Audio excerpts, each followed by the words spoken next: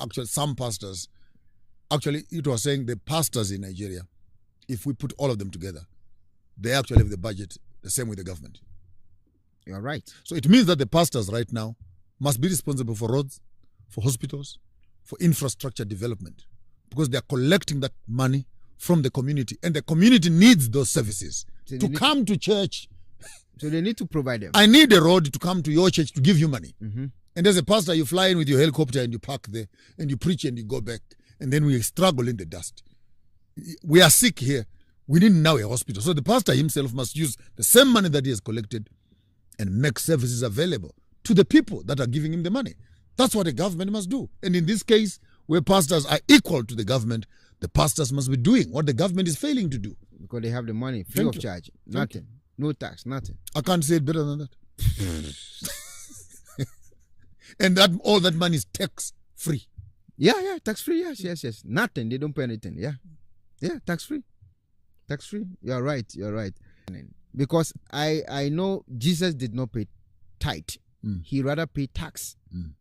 So I'm confused why Christians are paying tithe instead of tax. Tithe is circumcision of greed. Tithe is healthy if it is understood how it must work.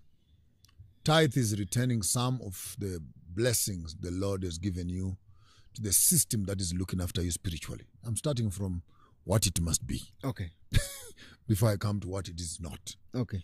Tithe is cutting off of the foreskin of all of it is mine, to say let's share, so that the tool that has been circumcised, it is able to impregnate and produce after its kind. So the money that has not been tithed is not good for investment. On another day, I'll come and do proper theology on tithing. Okay.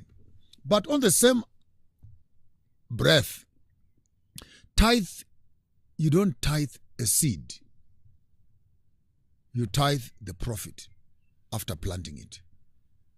You don't tithe the seed, you tithe the profit of the seed. So if I give you a seed right now, you can't tithe it. Why? Then you've killed it. Okay. Yeah. I give you a seed. I give you a mango seed. Okay. Tithing it will mean cutting it. And then share half. Then what do you remaining? Nothing. What you have is useless. Tithing is taking the seed, finding fertile ground, planting it. It grows. When we harvest from the seed, then we share.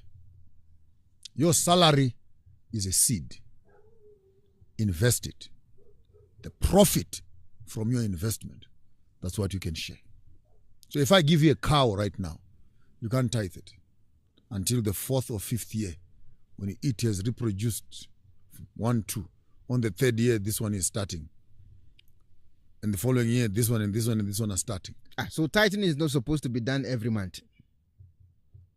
I'm taking you through a lesson. Yeah, I know. So the money that you receive, if you go to the bank and ask for a loan, you can't tithe on a loan. You take the loan to the business that you say you must do. Okay. Only after you've made profit from that business, then you take your tithe. Otherwise, you're already eating the profits from the initial investment. And when you pay back to the bank, you won't be able to balance your books. Okay. So we don't pay tithe on loans. We don't pay tithe on grants. We don't pay tithe on salaries. Okay. We pay tithe only on the profits of our investments. And if we take that model, then we'll develop a self-sustainable church where every member is a business person. And God is not interested, Yahweh is not interested in money coming from poor people. Corinthians says he loves a cheerful giver. But right now when our members are tithing, they are not cheerful. Because that money, they need it badly for their school fees. Their things are not balancing because their businesses are not doing well. But tell me, after you have 4th or 5th year, where now you have 11 cows, from the first cow that you received, and you call your pastor and say, please, here are the 11 cows. Count. Pick one for the Lord. That's a cheerful giver. I don't know if that's making sense to you. Yeah. So this whole thing of converting tithe as money is wrong. tithe is given as an agricultural tool in an agricultural environment of the Bible, where it's not only tithe of money, it is grain, it is seed, it is wine, it is the harvest of the field. And so tithe is not one item. You bring all the things that you have harvested. Okay. And then you tithe of this. And in some certain cases, in the Bible, it says, if you are too far from the temple, you can enjoy it, yeah. Take your tithe, call your neighbors, and eat it. So tithe is supposed to be food, not money. Are you enjoying that part? Collect your neighbors. Let's enjoy. And eat it. Again, that's church. Where you're back to church. Yeah. You're back to church again, where the community around you can share with you and enjoy the blessings. And tell me that when you're eating with your neighbors, you're angry. Very happy. So I'm sad to say the modern 21st century model of tithing has been a highly commercialized, monetized tithing, and it's coming in the backdrop of people that are landless, people that no longer know how to do agriculture, people that don't appreciate even the environment of the text itself. It has just become a way of collecting money from people every week. Even those that are not working, those that have not invested, tithe must not. And even the Bible says, don't bring me tithe from a dog, from a sale of a dog, or a tithe from a prostitute. So there's some tithes that are totally unacceptable. So you cannot go and sell a dog and say, I sold 10 dogs. And some of it belongs to the... No. There's some types of offerings that's not needed. That are not acceptable. I asked a pastor about this tithing and I was like, okay, so Abraham met Melchizedek, and then he gave his tent to Melchizedek. Okay, now I asked the pastor, are you Melchizedek? And he was like, why am I? I said, Melchizedek has no end, has no beginning. What you have end, you have beginning. You are not Melchizedek. That's one. Number two, after Abraham... You're being naughty, of course, yeah. After Abraham gave the tent to Melchizedek, so are you trying to tell me that Abraham never met Melchizedek again? That was not written in the Bible. So it means he just paid once and that's it. So why are you taking it every time? The Melchizedek one is very interesting. And I wish maybe for those who are following your podcast and are picking up one or two, I know the comments that are becoming, some of the things he's saying are right, some of them are wrong. Or it's fine. You're growing up. Watch this video today. Come back again another 6 months and watch it again. Come another 5 years. As you are growing spiritually, you understand, and your understanding gets clearer and clearer.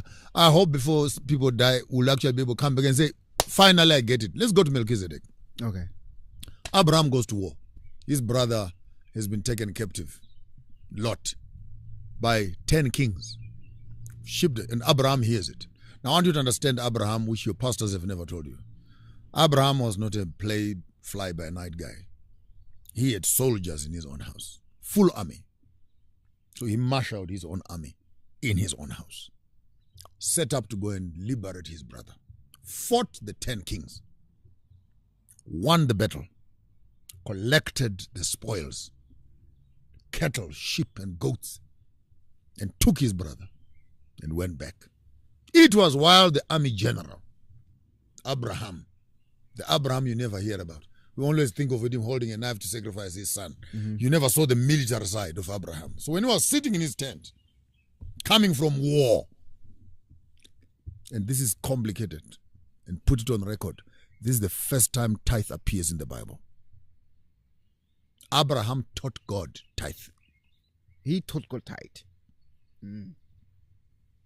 Adam and Eve, up to the time of Abraham, no tithing. So Abraham is sitting in his tent, relaxing, coming from war, tired. And then Melchizedek passes by. And Abraham says, come in to my house. To which the Bible is gentle. It says, and Melchizedek ministered to him and broke bread with him. Now, you must be a theologian to understand that this was a priest from the city of Salem. Salem, which is a root word for Jerusalem. So as a priest, if you are ministering to a man, it meant washing his feet. We're back in the tradition. It meant cleansing Abraham of the aura of military and war from where he was coming. Abraham's hands were dirty. Abraham's hands had blood because he had killed people where he was coming. So by ministering to Abraham, it will mean a full cleansing. I'm back to Africa again. So he cleanses Abraham, but for the more vegetarian theologians, it simply means he washed his feet, broke bread with him, and drank wine with him, and anointed him to make him normal again. After he had ministered to him, Melchizedek is walking away. Abraham says, "Thank you very much, Melchizedek, for the ministry that you've given me. On your way out, please collect a tenth of everything that I have planted." Tithe came out willingly of Abraham having been ministered